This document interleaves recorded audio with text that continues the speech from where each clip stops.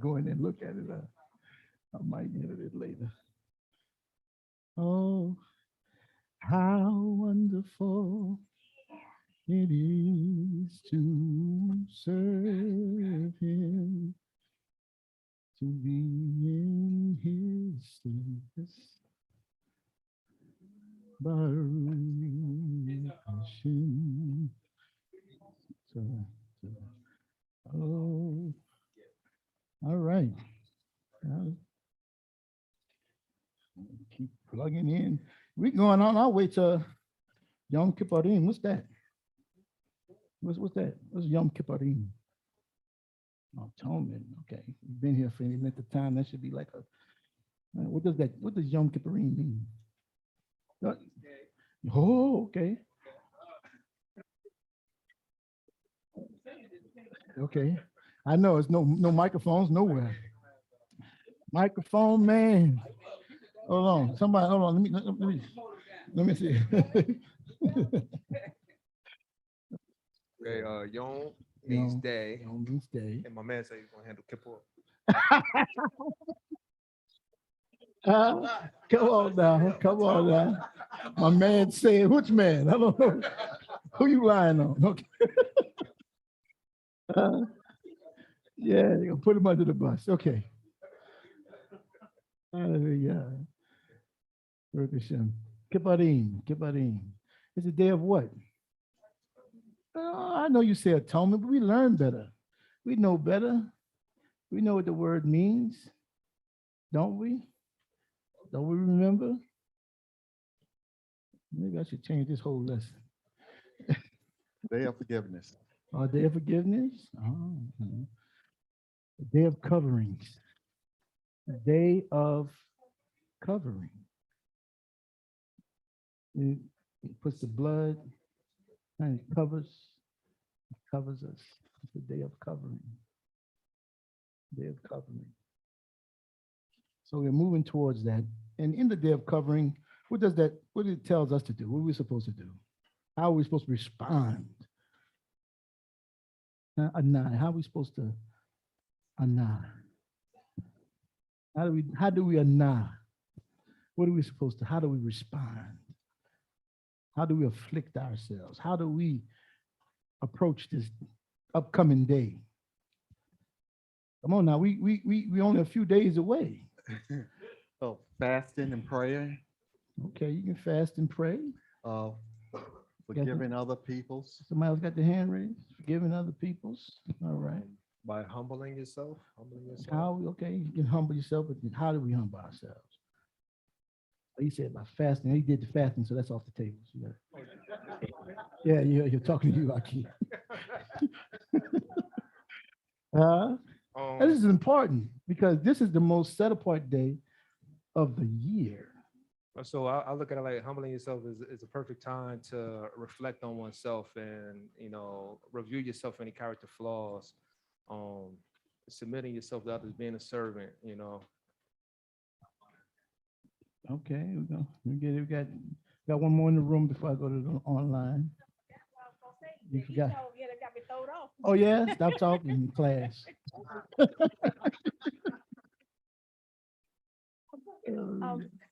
I'm sorry.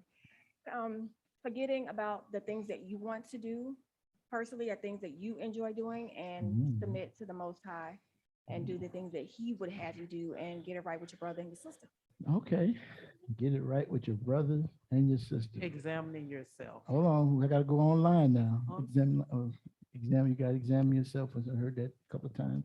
Get it right with your brother and sister, forgiving people. Namana. Shalom, Mari.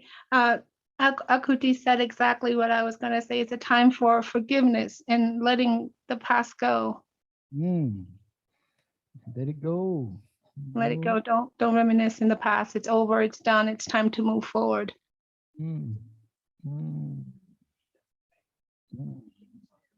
Okay. And who else got a hand raised?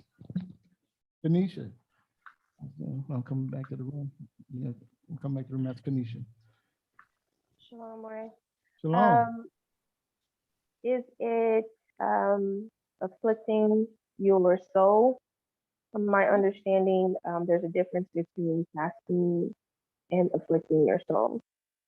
You can afflict your soul by fasting. That's one of the ways to afflict yourself. Most of the time when we first come into the knowledge of the truth, that's the easiest way to do it because you ain't got to deal with nobody but you.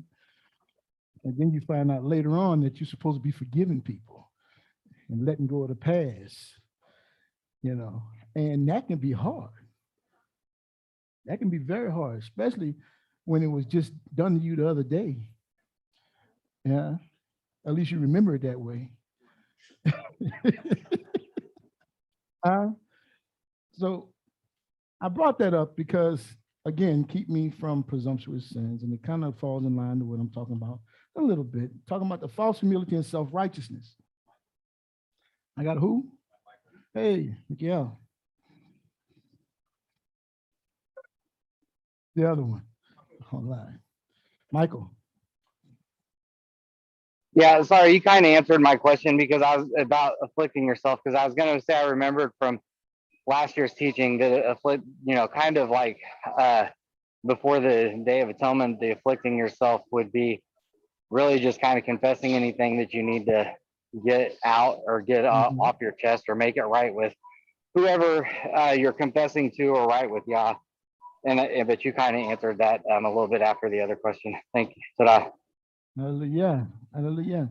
It's important because, like I said, if you just focus on fasting, you're not eating for a day and say, yeah, this is me afflicting myself. And he even said, is this the fast that I call for? You know what I'm saying? Is this how I want you to afflict yourself? But we can do it all. There's nothing restriction on that. But the main thing is relationship, right? We're trying to get our vertical, is that right? Am I saying that right? Vertical relationship together with the Most High. And if we ain't got our vertical relationship together with the Most High, with each other, our horizontal relationships with each other that we see and say you know, I can't stand that person, but I love Yah. It becomes, it's impossible. So this is the time where I don't care what happened during the year. You know, I don't care what happened during the year. Whatever happens, we're going to bring it to the Most High and we're going to lay it upon that scapegoat, right? We're going to confess that sin. We're going to confess that wrongdoing. The thing we did to each other in private. In private. Oh yeah, you know. That was done in the dark. Comes to the light. You know. You said something to somebody and you didn't think you was gonna get back. But guess what? That thing got back. That thing done got back. And the reason I say that's important because it comes to false humility and self-righteousness. Because in the self-righteousness part, we'll start writing our own rules. The false humility part was, I'll say, it's all right, I forgive you with my lips. But in my heart, I'm far from that. You know, I'm still holding on to what you did to me. And you're going to hear about it next year, the year after next. 3 or 4 atonements done passed, and you still carrying the torch, Moray. So just so it won't be a shocker, I started to make it a shocker, but I let everybody know. So when we do this Yom Kippur, You might not want to say that. well, I want to get their hearts and minds right now. So what we're going to do is we're going to be here a little early because everybody's going to visit everybody privately and talk. Okay? Before we do. Oh, man.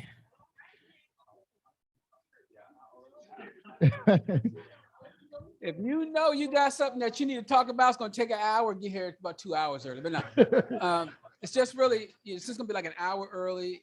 And then you guys go back and everyone's going to talk to everybody individually, privately, and make sure that everyone's okay with one another. Now, I don't know how he's going to do that online. We can do it in the room. Yeah, because I don't know, I might have offended somebody online. You know what I'm saying? Breakaway. Hey, hold on, we got to wait for a microphone. I say I love that because sometimes you could do something to someone and not realize that you do it. And the first thing come up in their mind, they know they were wrong. Why didn't they come to me? Yeah, You might not think it was wrong, but they might think it's wrong. yeah. So this is a time to get it straight. Oh, yeah. Oh, yeah. Now, if you don't show up, I know why. Oh, yeah, you know what the deal Okay. is. We do have somebody. Hold Who we on. got? Yeah, somebody on YouTube. Shalom. Is it possible for me to join this meeting? I'm in Jamaica, West Indies. I'm guessing they may know us. Yeah, it'll be streamed live. But On if there's Zoom. some people on the Zoom, so he would have to definitely be on Zoom to make that happen. If at some point that there are some people online that would like to talk with somebody, we can try the breakout rooms where you guys go individually and talk. For those that are online, we haven't used that feature in the Zoom, but definitely he will have to be, that person will have to be on Zoom to make that happen. Mm-hmm. Even now. If you Look, wanna don't be wait till, on, you can don't be on wait some- you have to be on Zoom. to that day now. You don't have to wait to that day. If it's something serious, you need to deal with it before, but that is like the last ditch effort. All right, that's the last ditch effort. If you couldn't get that person all week, you just couldn't find the words, you still praying over the matter. You know, still laboring over whether or not y'all want you to forgive them or not, or how you should approach them on this. Yeah. So remember, we're going to be gathering here at 3 p.m. Tuesday.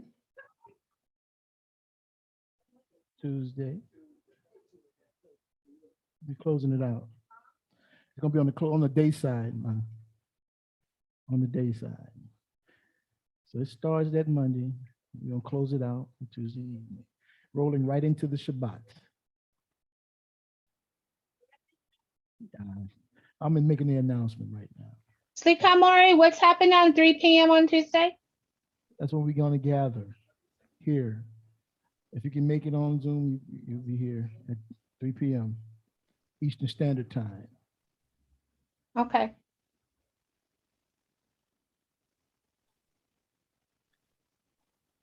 Toda. Yeah, Monday night. All right. And then after this class, we're going to go over the itinerary and things about Sukkot. So everybody's going to be there participating. Get a better understanding of what's happening there. Hallelujah. All right. Let me get on into what I'm supposed to be doing here.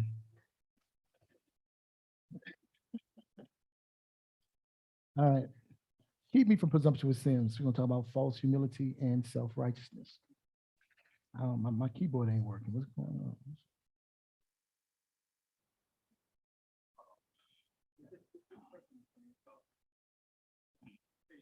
Oh. Mhm. Okay, what was that? Okay. Okay, hold on. Okay, I have to walk over there. Okay, I'll walk over there. All right, so last week, or a couple of weeks ago, now, there's a lot of things that's happened since I've been up here last. I mean, there's a whole bunch of stuff that's happened. Things happen. So I stated that false humility is a twisted form of pride. Where one tries to mask their shame, embarrassment, their self-consciousness or awkwardness to hide true oneself and or intentions.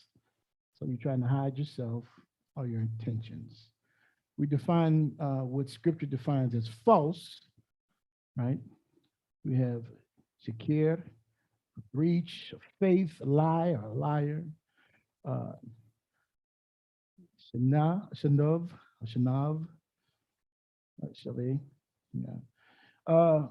worthless, futile, inconsensual, unrestrained, false, destruction, magic.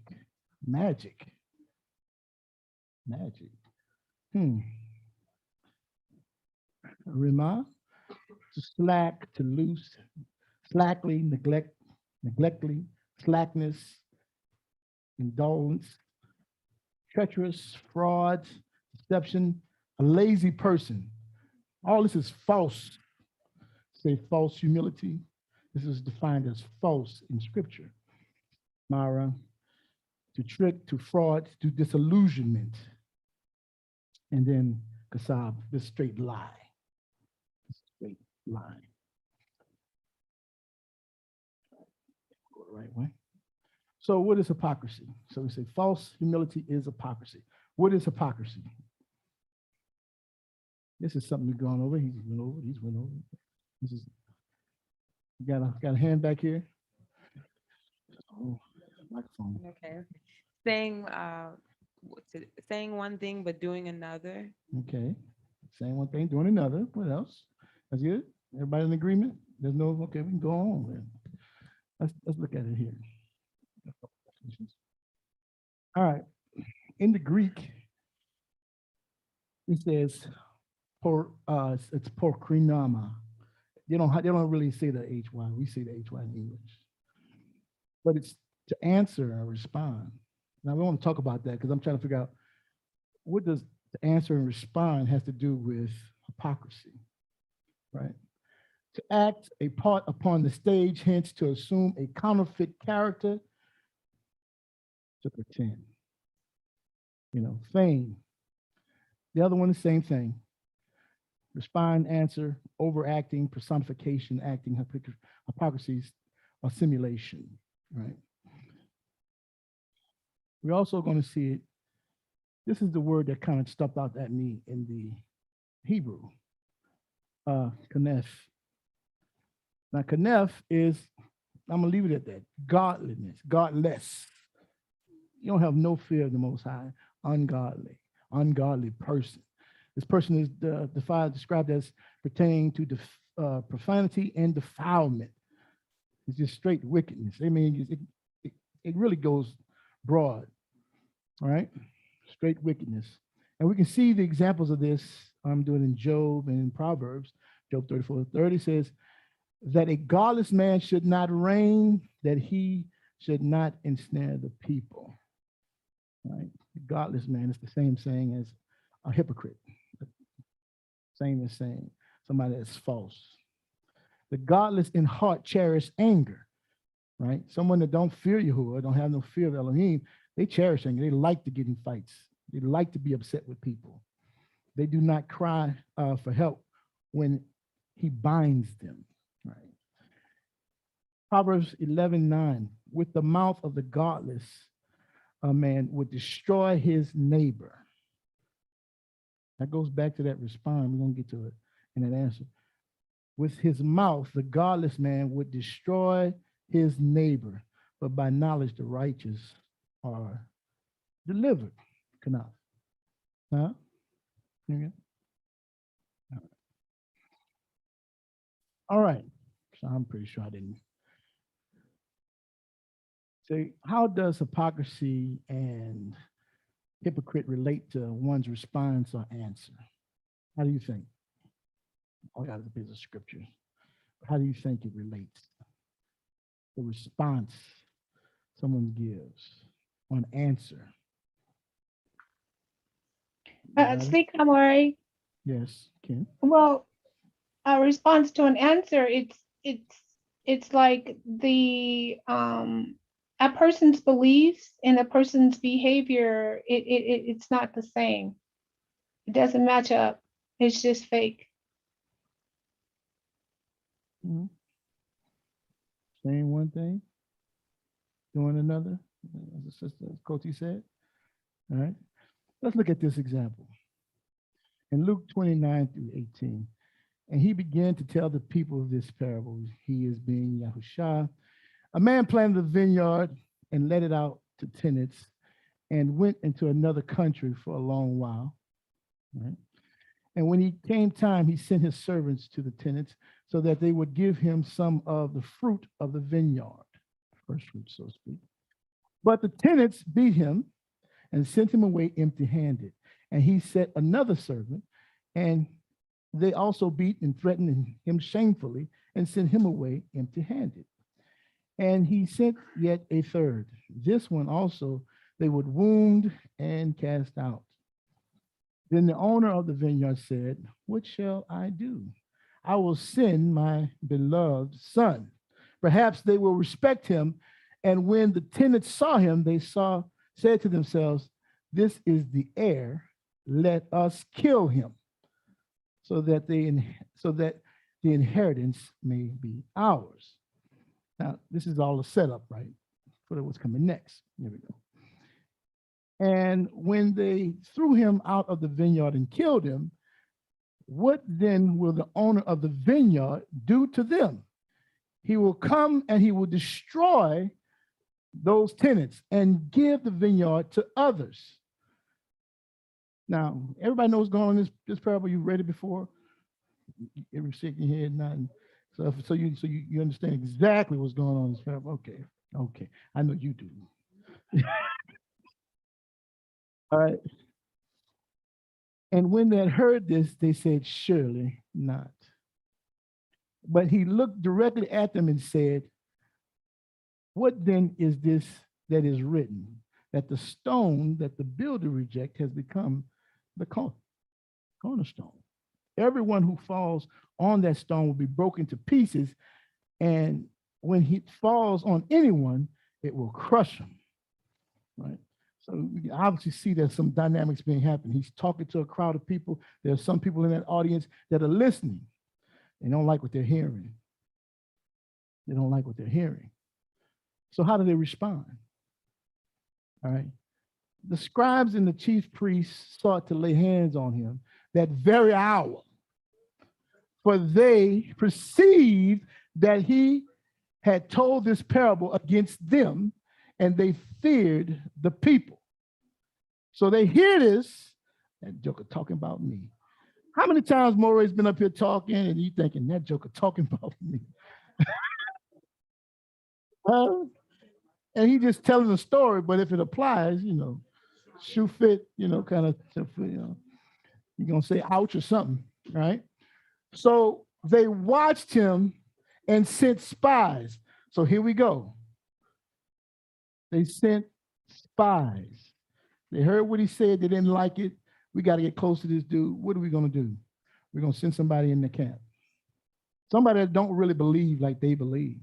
Somebody that's not really following them. It's a setup. All right. So this is their response. This is how they answer. Right. Who pretended to be sincere, that they might catch him in something he said. Got people that try to catch us in everything we say. Huh? Always. You said this. You said, I thought you said this. But then when you don't have a full knowledge of the scriptures, you might want to be quiet for a little while and listen a little longer. Yeah, hold your peace. It'll come together. So as to deliver him up to the authorities and the jurisdiction of the governor. So they sent in, their answer was to send in spies. And they're going to sit there and ask questions. And it goes on. I'm not going to do the whole parable. But that's why I wanted to point out, they pretended to be sincere. Everybody sitting around you and everybody you know in this walk, and you say, call them Ak or Koti, are not always sincere. They come in, they want to pretend that they love you, pretend that they're your friend. But the problem is, if you around each other all the time, that veneer shows through. Eventually, they're gonna say ouch or dang or whatever, and it's gonna come out. It's gonna come out. You know what I'm saying? They're gonna say, finally, I can't stand you. I've been trying to get you know what I'm saying? I'm glad to be out here. I'm out. Peace. Thanks. Yes, all right. So we also see this hypocrisy, this practice, right, of responding. He said that a vile person will speak villainy. A vile person will degrade his neighbor. A vile person will always think the worst of his brother. I heard so-and-so did this. I believe it. Not that, no, I don't want to believe that. Let's go talk to him. Let's go find out. Let me find out. Come on, come with me. You know, no, but I'm gonna, this vile person will speak villainy, and in his heart will work iniquity to practice hypocrisy. Smile in your face, whole time they won't take your place. The backstabbers, huh? And the utter error against Yahuah. They're gonna speak error against Yahuah. They're gonna take his word and they're gonna try to twist it for their own gain, to make empty the soul of the hungry, and he will cause the drink of the thirsty to fail. That's the King James Version. I just put this other one up here because for those that do the the ESV, you see it, practice that ungodliness. That's that word right? Falseness. That's the whole MO. I'm gonna show you, I can dress like you. I'll put on my garb, put my kufi on, put my fringes on, everything. Carry my big Bible. I'm gonna carry the big Bible. So you can, what's up, Op? Shalom. You know, all I want to do is see if I can pull you down.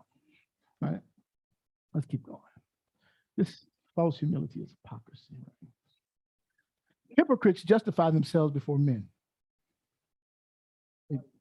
All right. Luke 16, 10, 15. One who is faithful in very little is also faithful in much. If you can't be faithful in the small thing that Yahuah gave you, don't expect him to give you any more responsibility. That's like on your job. This guy's a clown. And you expect me to give him responsibility of a multi-million dollars of equipment? Let him be in charge of the scheduling when I'm trying to find him around the building every day? He always in the bathroom, always on a break. I'm not going to give you clowning. I'm not giving him nothing. All right. And the one who is dishonest in a very little is also dishonest in much. If then you have been faithful in the unrighteous wealth, what is that? What's unrighteous wealth? Not necessarily. Mammon is called this unrighteous wealth. You know? No? Money. This, you can't invest the stuff that you get, these little diamonds and pearls and this gold and silver, and this is, he don't really consider that enough. That's dirt to him, but it means something to us. But we can't be faithful in the unrighteous way. Who will entrust you with the true riches? Who's going to entrust you with that? You can't do the simple things. You're wasting everything. You burn up everything. And if you have not been faithful in that which is another's, right? You ain't faithful on your own job. So why do you want to have employees under you? Who will give you that which is yours? Your own. No servant can serve two masters. You either will hate the one and love the other, or you will be devoted to the one and despise the other. You cannot serve Elohim and money. You put Yahuah first, he's going to direct you how to put your money. Huh? But if you're chasing money, you're going to find your holes in your pocket all the time. If you say give and you don't want to give, then guess what? You ain't going to have nothing to give. You're going to always cry po mouth. Broke. I can't have that. You know, like that song, you don't ask me for nothing, I'm broke. You know? But for those that are following Yahuah, following his instructions, he says he's going to give us that we may give. That's the whole purpose of us getting. All right, let's keep going. The Pharisees, who were lovers of money, heard all these things, and they ridiculed him and said to them, you are those who justify yourselves before men. I'm going to make you an excuse why I do what I do. Right? You justify yourself before men, but Elohim knows your hearts. For what is exalted among men is an abomination in the sight of Yahuah. So that's why I say we don't brag, right? Self-humility. You don't have to put yourself down, because that's false humility. You don't have to lift yourself up in puffiness. Just be. Whatever the Most High is giving you, he's giving you. Walk in it. You know, do the best you can with it. He's entrusted this little bit of stuff with you. Be faithful over it. That's all I've been trying to do. Just be faithful over the little bit he gave me, right? But I don't need to be seen by nobody. All right, hypocrisy. A hypocrite stumbles at the law. All right. Sirach 32, 15, 16, 17. The one who seeks the law will be filled with it, but the hypocrite will stumble at it. If you really want to serve Yahuah, this thing is going to get easier and easier. But if it's something that you don't really have in your heart to do, it gets harder and harder. Not that his commandments are hard, but you're wrestling against that sin nature in you. It causes you like, man, I don't see why I got to do this. Why I can't love who I want to love. Why I can't eat anything I want to eat. It seems edible. Everybody else eating it, right? But you'll stumble at it. Those who fear Yahuah will form true judgment, and they will kindle righteous deeds like a light. The sinner will shun reproof. Somebody try to correct them? I don't want to hear that mess. I'm a man just like you. I got my own household. And we'll find a decision according to his likeness, right? I like my decision better.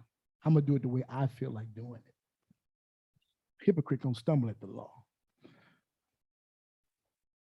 Verse 33 and 2, Siri.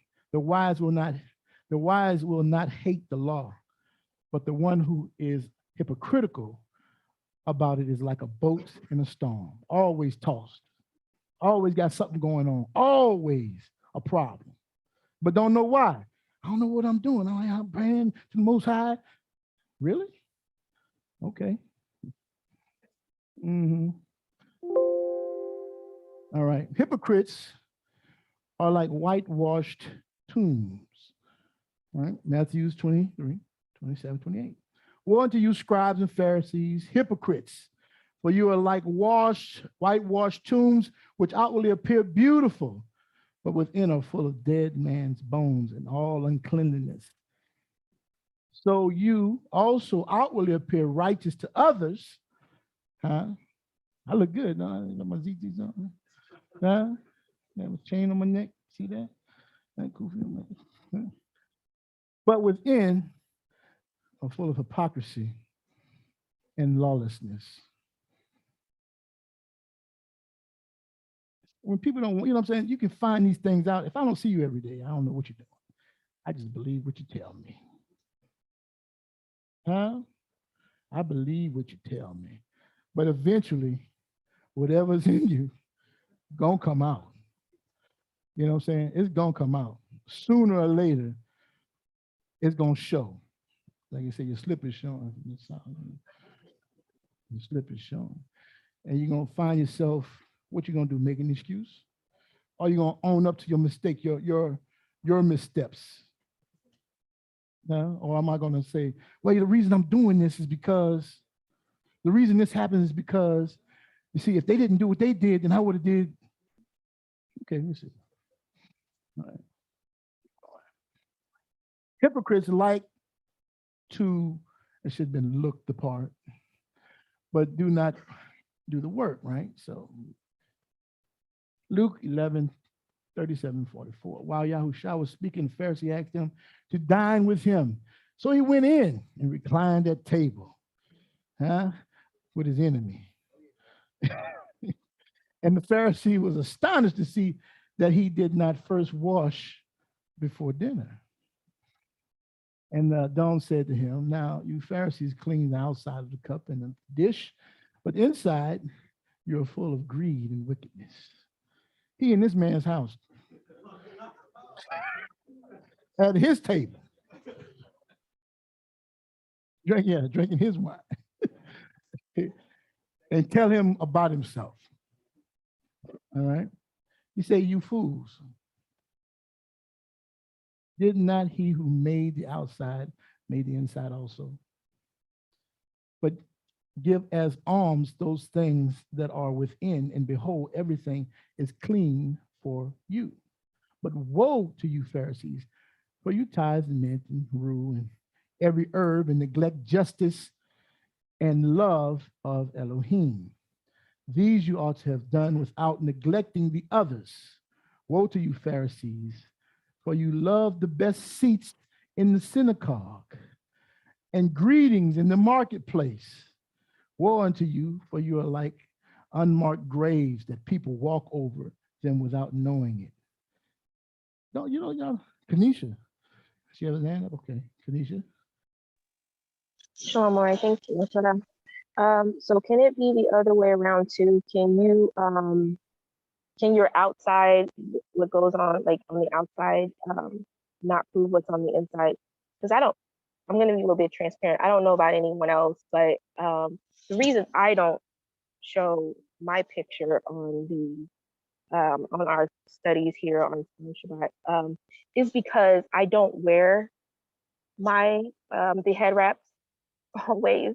And so sometimes I do feel guilty because I want to see everyone. I really do. I don't know why everyone's screen starts. They have their own reason, but I don't get to be in the assembly like everyone else. So I kind of want to see everyone's face. I want everyone to see my face, but just to kind of have that familiarity, I feel like it helps you to be closer to me. But I know I don't show mine because I don't wear the head wrap. So because I don't, look the part, does that take away from, can it work the opposite way around too? Does that mean that there's something that maybe I need to work out, I guess? I hope the question makes sense.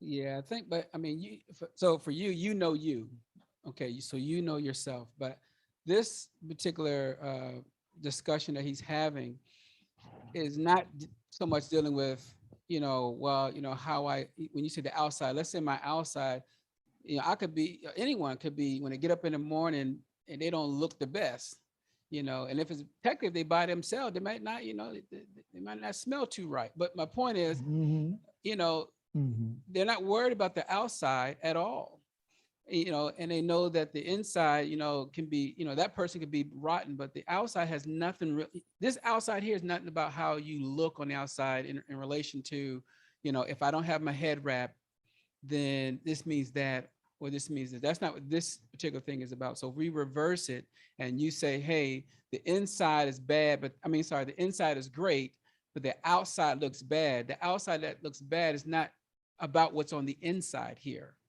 You see what I mean? So if you don't have your head wrap on, now if you say I have my head wrap on, but yet I'm praying and I'm doing all these things, then there's a disobedience that you have. But if you don't have it on, but you're not doing these things, it doesn't mean anything in that regard, at least the way that he's trying to present it to them, because he already knows their inside and what's going on here. Okay.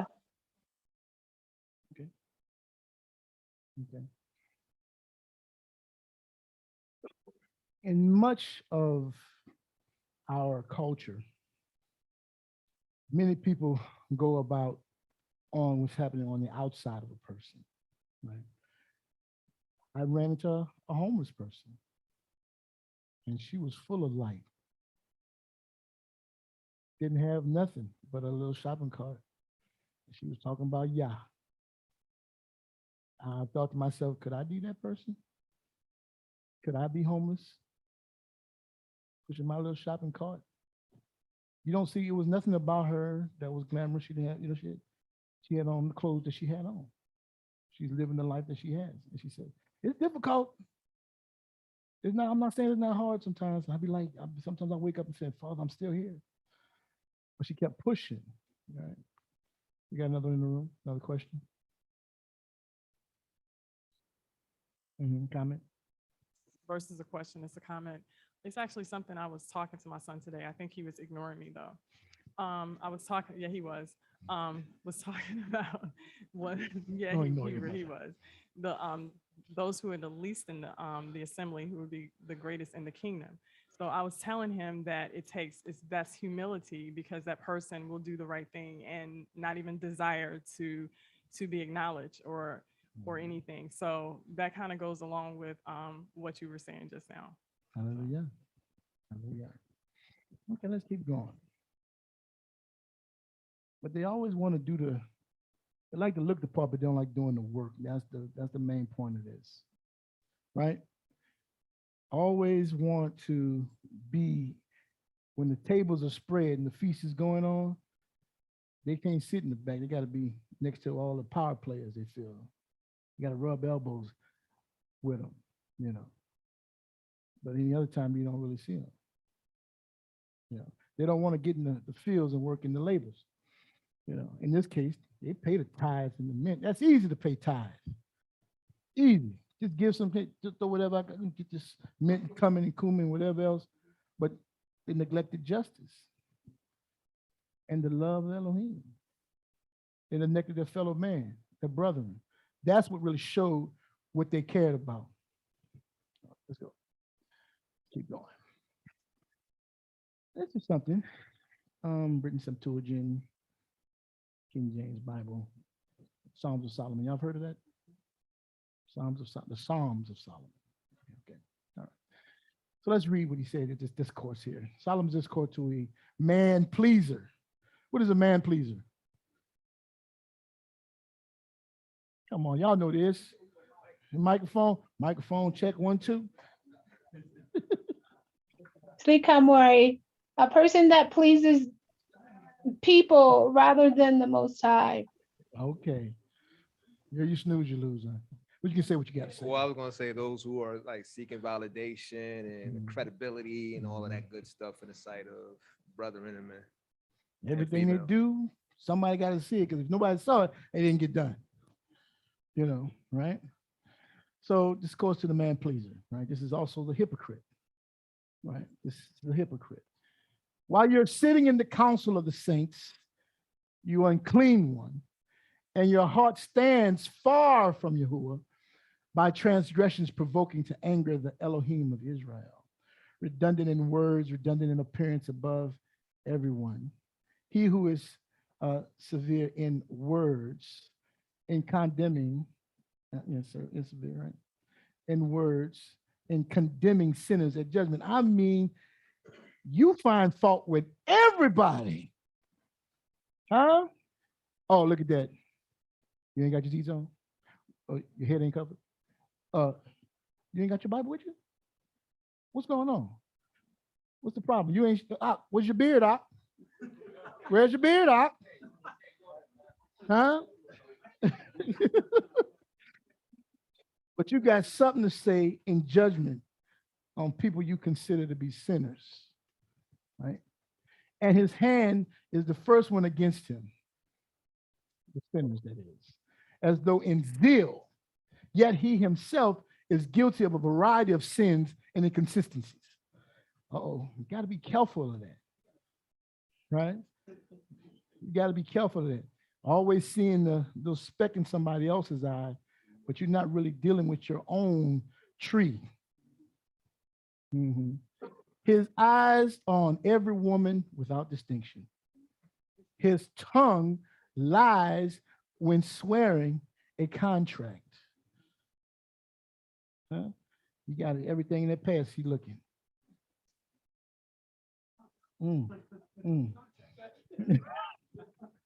At night and in hiding, he sins as though invisible. Nobody gonna see me. With his eyes, he speaks to every woman with evil pre-planned signal. If somebody know about women, Solomon knew about it. Huh? If somebody knew about some women, he knew. All right. Pre-planned signal. He is quick to enter cheerfully every house as though innocent. What did Timotheus say? What the Shah wrote to Timotheus about the silly women and these men coming into their homes, and they're just call themselves teaching them. I'm teaching them. At the same time, you know, other things going on under the guise of I'm teaching them. You know, May Elohim remove those who live in hypocrisy with the saints. May his flesh be in decay and his life in poverty. May Elohim reveal the deeds of those who are man pleasers. May his deeds be shown, ridiculed, and despised. And the saints will prove the judgment of their Elohim to be right when sinners are driven out from their presence, from the presence of the righteous. Man pleasers who talk about the law with deception. They don't care about no law. They're going to read just a portion of that thing that's going to make them justified in whatever action they're going to do. But if you don't ever go back to check it for yourself and you don't really know, you fall for it. You don't seek counsel, you'll fall for it. His words are deception. To accomplish his evil desires, he did not stop until he succeeded in scattering them as orphans. If a person comes in here and their heart is not right and their intentions are not right, they will cause others to stumble and fall. And then those persons end up leaving, right? Because they're thinking, oh, they all are like that because of one person. He devastated a house because of his unlawful desires. He deceived with his words, for there was no one to see and to judge. You know, don't tell nobody it's between you and, okay. He filled himself with unlawful actions at one place, and his eyes are on others' houses to destroy it with clamorous words. Careful. His soul likes Hades, likes death, likes the grave. It is not satisfied. It's like the grave. It's not satisfied with all of this. He wants more. He wants complete destruction. This individual, right? Yahuah, let his portion be in disgrace before you, his going out be with groaning, and his return with cursing. Yahuah, let his life be in pain and poverty and anxiety, his sleep painful, and his awakening anxious. May sleep be taken. Well, this is what the curses said. This is what the curses say now. When you go read them, Deuteronomy 28, huh? May his sleep be taken away from his temples at night, and may he fail in all the work of his hands disgracefully. Nothing you do gonna succeed. Everything you try to venture out to. May he return to his house with empty hands. May his house lack everything. May he not be satisfied in his soul. May his old age be in loneliness of childlessness until his removal. May the flesh of man pleasers be scattered by wild beasts, and the bones of the criminal dishonored under the sun, that the crows peck out the eyes of hypocrites. For they devour, devastate without honor houses of many people and greedily scatter them. I don't want to be this guy. Huh? This thing's talking about some end time stuff here too. There's going to be a feast going on. Okay. There'll be a feast. All right. They did not remember Elohim, nor did they fear Elohim. These are two traits of a hypocrite, of a self-righteous person. They don't fear Elohim and don't remember him. All right. And all these things, but they provoke the anger of Elohim and irritated him. You ever been irritated? If you know how it is to be irritated, just think about that. It's almost unfathomable. May he cut them all from the earth, for they swindled innocent people by deception. Blessed are those who fear Elohim in their innocence. Yahuah will save them from the treacherous and sinful people and save us from every unlawful snare. May Elohim cut off those who are ignorantly committed unrighteousness. For Yahuah, our Elohim, is great and powerful and judge in righteousness. Yahuah, let your mercy be upon all those who love you. Good prayer. Good prayer. And if I could take it, I would break that whole down in scripture for scripture, but I'm not doing it. You can do that if you want. So you can see that all this is in line with, even though it's coming from a writing that's outside of what you consider your canon, I'll go verse for verse. All right.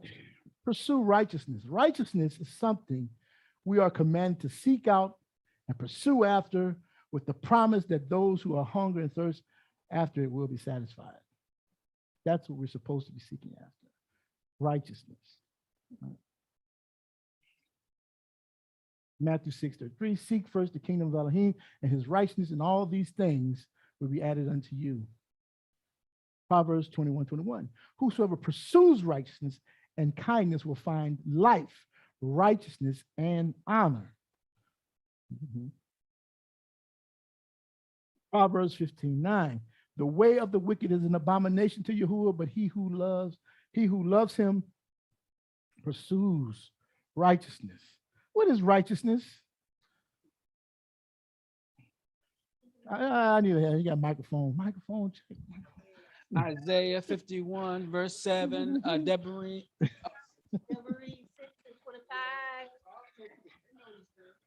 Righteous is doing is keeping the commandments. Oh, okay. Let's keep going then. I ain't gonna be labored. I'm gonna get ready. I'm about to get finished real quick. Matthew 5:6. Blessed are those who hunger and thirst for righteousness, for they shall be satisfied. You pursuing Yahuah with everything you got, his instructions, it's going to bring you to everything you want. Life, righteousness in him, and honor. It's going to give you everything. Doesn't happen overnight. It's not instantaneous. It goes according to your faith and your heart. If you ain't got no faith, he said it don't take much. It's the faith the size of a mustard seed. And y'all know how small a mustard seed is? Have you ever seen one? Huh? It's just a little bit. You drop it on the floor right now, I wouldn't be able to find it. You know what I'm saying? I'd be looking because it blend in. All right. Righteousness is the foundation, right? Psalms 89:14, 18. Righteousness and justice are the foundation of your throne. Steadfast love and faithfulness go before you. Blessed are the people who know the festal shout. That's talking about what? The festal shout. Oh, okay. Kamari, is that praising? Huh? Is that praising? About praising. Yes, it's about praising. But Yom Teruah, the festal shout. Hallelujah! Shout among us. Yeah, I know. I understand. It only shout once a year. All right. Yeah. Once a year, shout. Got it. We're gonna shout again on Yom Kippurim now. It's a part of it. Yeah. Once a year, twice a year. Okay. Blessed are the people who know the festal shout, who walk, O Elohim, in the light of your face, who exalt in your name all the day, and in your righteousness are exalted. For you are the esteem, the glory of their strength. By your favor, our horn is exalted. Our shield belongs to Yahuah, our king, to the set apart one of Israel.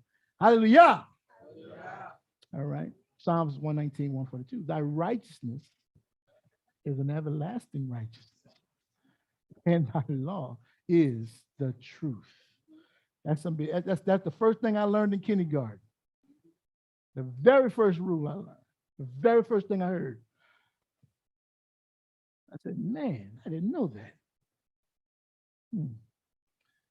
What defines righteousness for us? And here we go. Deuteronomy 26. I'll just give a few. And Yahuah commanded us to do all these statutes, to fear Yahuah Elohim for our good always, for our good, that he might preserve us alive as we are this day. And it will be righteousness for us if we are careful to do all his commandments before Yahuah Elohim and his commandment, and as he has commanded us. Isaiah 51:7. Listen to me, you who know righteousness. Huh? The people, well, you got to know it, right? The people in whose heart is my law. Fear not the reproach of man, nor be dismayed at their revilings, their criticisms, right? Psalms 37:31. The mouth of the righteous utters wisdom. His tongue speaks justice. Now, if your mouth is doing other than that, you know where you at. All right. The law of his Elohim is in his heart, and his steps do not slip. So if you want to find out how you can stand firm, there you go. Stay in step with Yahuah. Stay in step with his people. All right. See what else? Here we go. Righteousness, defined. What is righteousness? Everybody got this word? You know this word. One of our yellow demons named there, right? So it means honesty, justice, justness, to be just, community loyalty. Community loyalty. Are we in a community? Are we? Well, we would like to be in a community, right?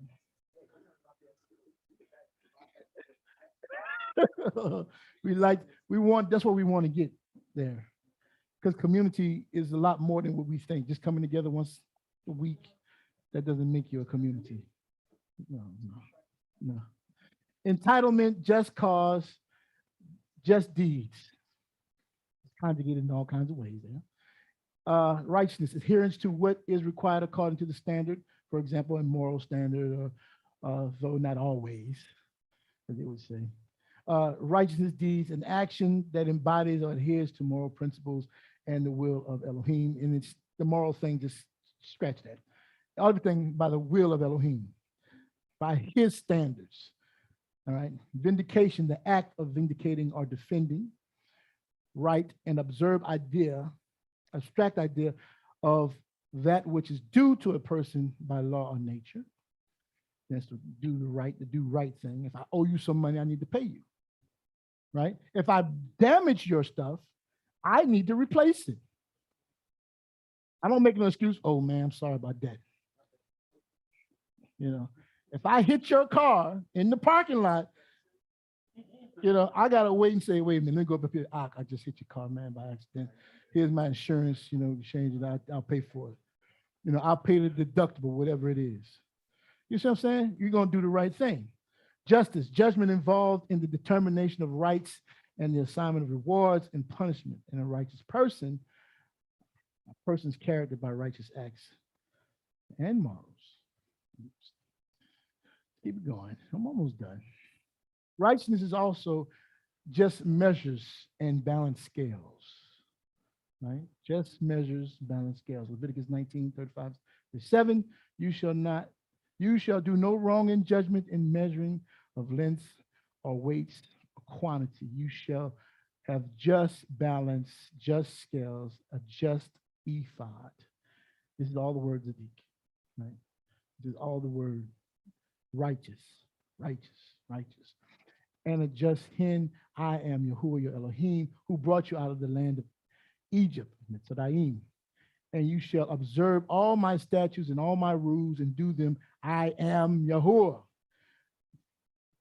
He is really concerned about these balances, these weights, this ephod.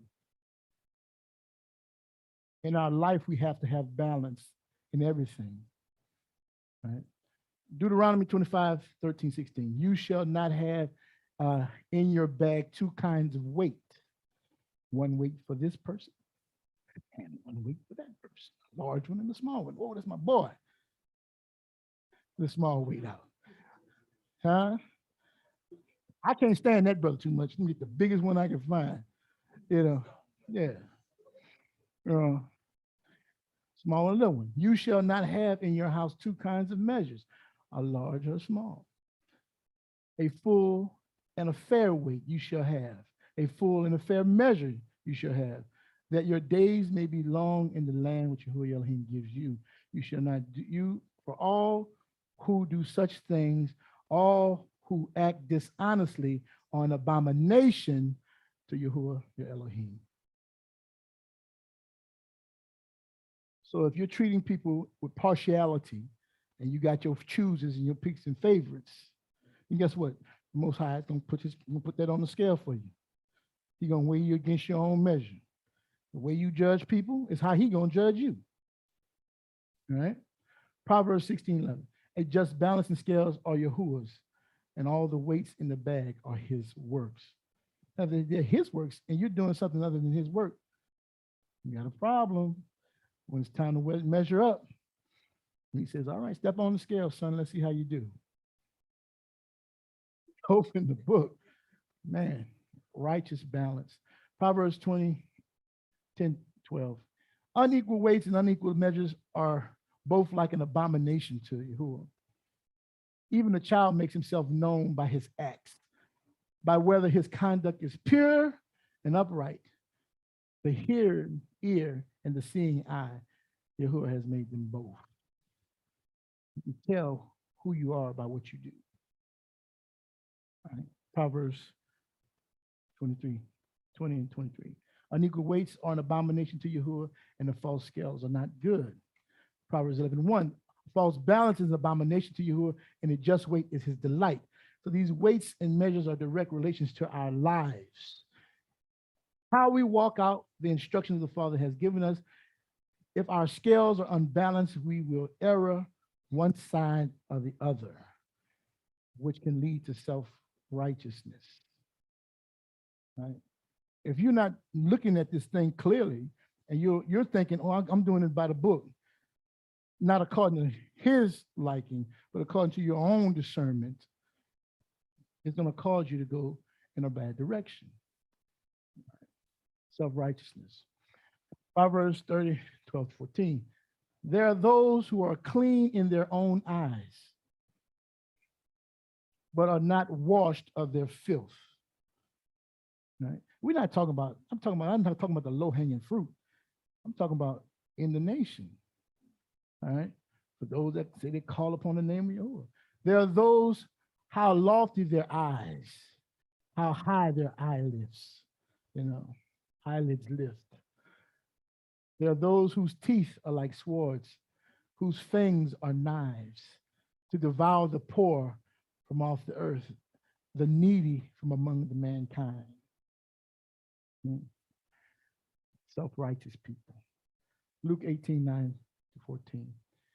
And he also told this parable to some who trusted in themselves that they were righteous and treated others with contempt. The two men went up to the temple to pray. That's a good thing. A Pharisee and the other one was a tax collector. Now, a tax collector, if you know, they despised it. They were considered sinners to everybody else that was, they like you traitor to the people. Tax collector, you're working for the government. Yeah, you work for the government.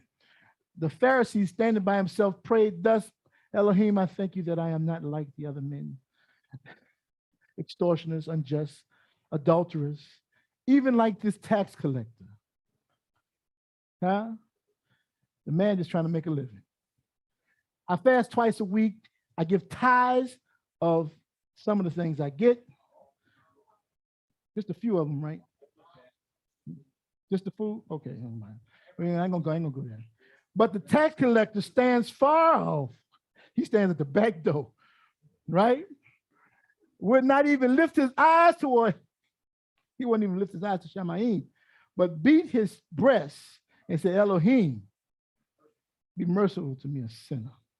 Because that's the way he like, the people think I'm a sinner. I feel like I'm a sinner. I feel like I'm a traitor. But I really believe in you and I love you and I want to be a part of you. I say, I tell you, this man went down to his house justified rather than the other.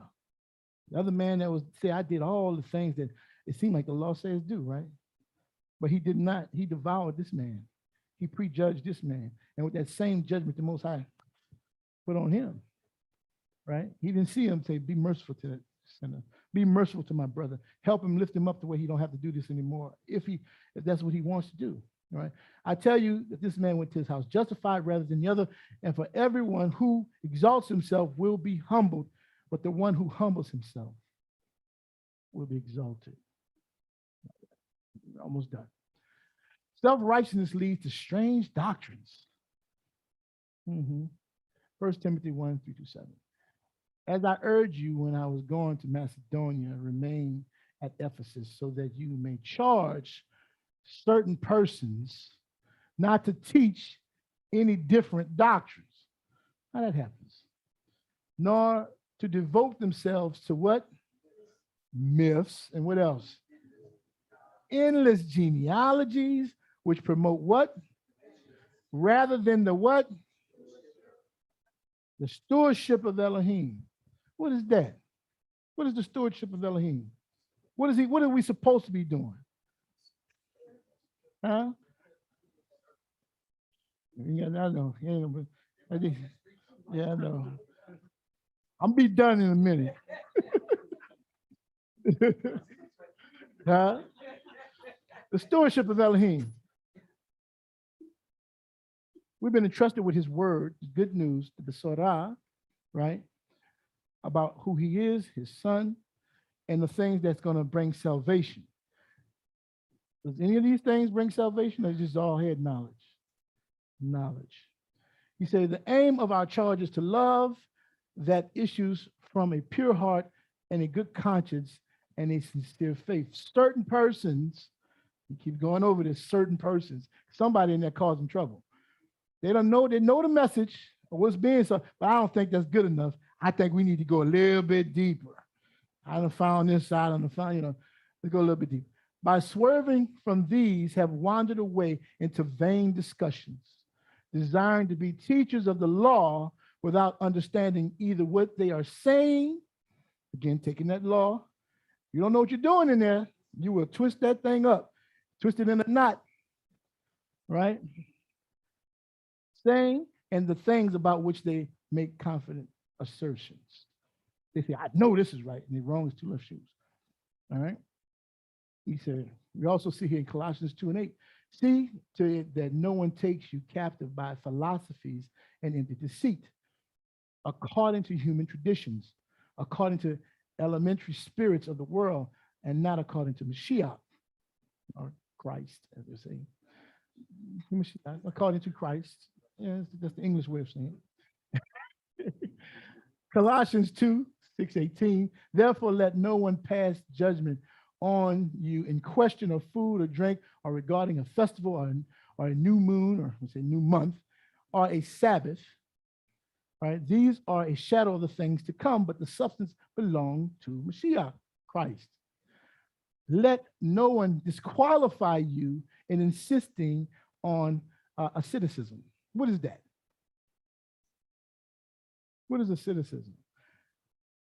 The Greek there is the word is just plain, but because of the context, that's why they changed it, or ESV translated as asceticism. But what is asceticism? Let's see what you see. All right, asceticism, the practice of strict self-denial, a measure of personal and especially spiritual discipline, the conditioned practice or model of a life of ascetics, rigorous abstention from self-indulgence. So no monks? No monks. No monks or any other extreme thing that say you have to do it this way. If you don't, you really don't love him. I got to isolate myself from the rest of the world, and I got to be praying and fasting 24 hours a day, 7 days a week. I don't have any pleasures. I don't really conversate outside of what the scriptures say. Strict asceticism. Because what they were doing was insisting on this asceticism and worship angels. They say and, but it goes together, this whole phrase. They want you to worship the angels, right? Going into detail about visions, puffed up without reason for his sensation of the mind. Skip down to 20. If Mashiach, Christ, in you died to the elements, spirits of the world, why, as you were still alive in the world, do you submit to regulations? Do not handle, do not touch, do not taste. This ain't got nothing to do with the law of Mashiach, the law of Yahuah. But this talking about in the world. Why I can't go sit down there? Why I can't buy this from here? Why I can't, why I can't do that? Say, referring to the things that all perish with the using. These things perish with the using. If I go rollerblading, ain't nothing wrong with me rollerblading. If I ride my bike, ain't nothing wrong with that. But these, if you're insisting on this, I can't do anything, strictly religious things, and I don't have any fun. All I do is pray for others. All right. According to the human precepts and teachings, these have an indeed appearance of wisdom in promoting self-religion and asceticism and severity of the body, and the It means you beat that body down. Some people used to whip themselves and so forth. Because I'm such a sinner, you know. But they have no value in stopping the indulgence of the flesh. You can do all that, and ain't gonna stop what's going on inside you. You still, that's why you got all these priests, right? And they're molesters, pedophiles, homosexuals, lesbians, all in their organizations. They didn't stop none of that. All right. A warning about self-righteousness, and this is the end. Ezekiel 33, 12-20. And you, son of man, say to your people, the righteousness of the righteous shall not deliver him when he transgress. Sometimes we think that because we did something for so long, that he'll overlook our transgression.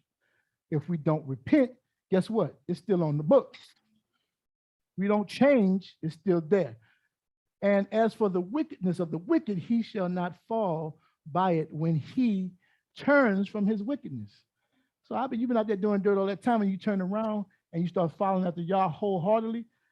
That moment, you good. And you going on. And you know he's going to take time for you to grow. But this other guy who said he's been walking in righteousness forever, you know, and he turns and ain't no light, no saving him.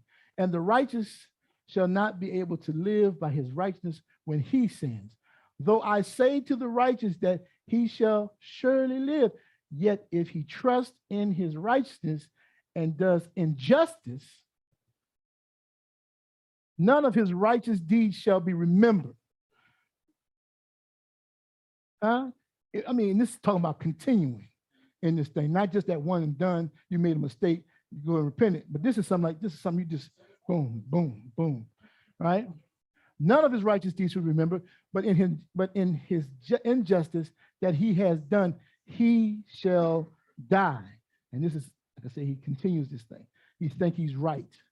Again, though I say to the wicked, surely you shall surely die. Yet if he turns from his sin and does what is right, just and right, if the wicked restores the pledge, gives back what has been taken by robbery, and walks in the statutes of life, what is it called?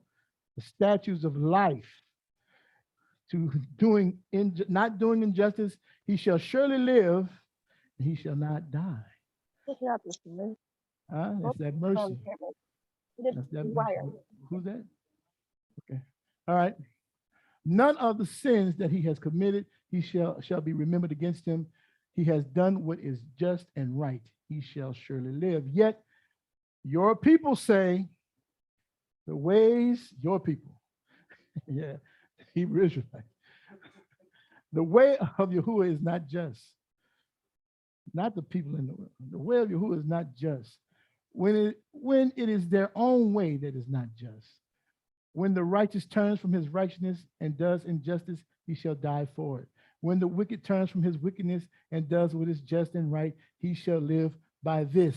Yet you say, the way of Yahuah is not just. O house of Israel, I will judge each of you according to your ways. And with that, any questions?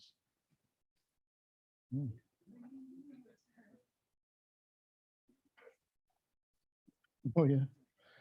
All right.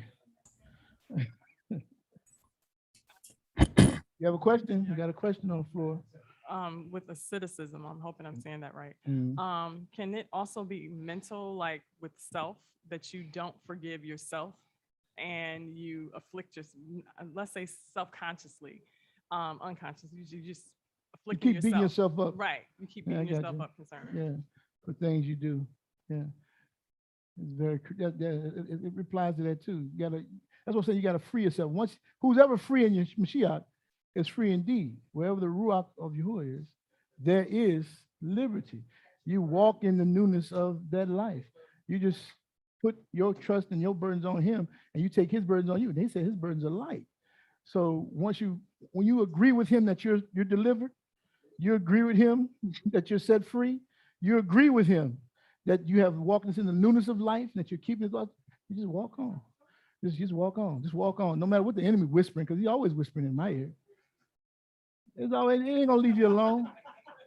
Huh? He always whispering. Huh? He always whispering. Everybody got, we all wrestle with it.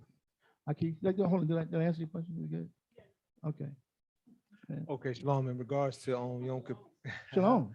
in regards to Yom Kippur, when we are getting things right with our, brothers and sisters here, does this also apply to those who are outside Israel? Those who are not, in the fold per se. Cool. This is a family affair. It's a family affair. Oh, This is for listen, you and listen. family. I know the answer. Yeah. Yeah. Oh, you want for other people? Yeah, have- in general have, for everybody else. you know. Yeah, this is a family affair. Okay. I know some people want to go get right with Big Mama and cousin and Johnny on the job, and that ain't about that. This is about in the family. I shouldn't have no problem with my brother or my sister. You know what I'm saying? In Yah's family.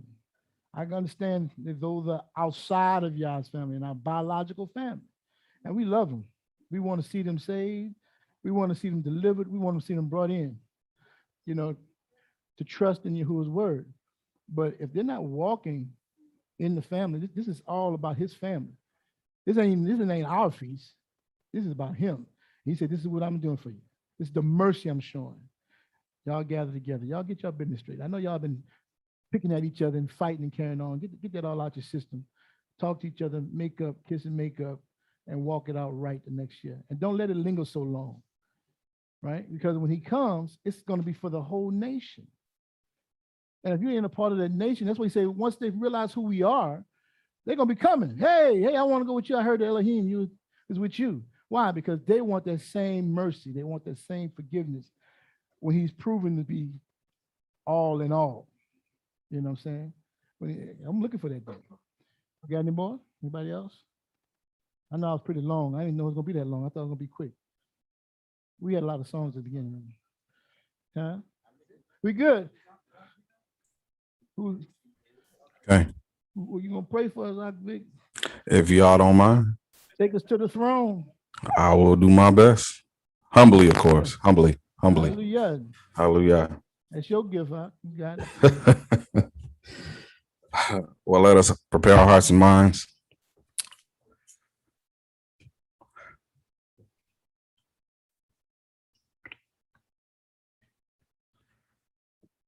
Baruch Haba Hashem Yahuah Elohim Eloheinu Melech Olam. Todah Rabbah, Most High. We humbly bow before these and come as best as we know how in gratitude and thanksgiving for the bread that has been set before us.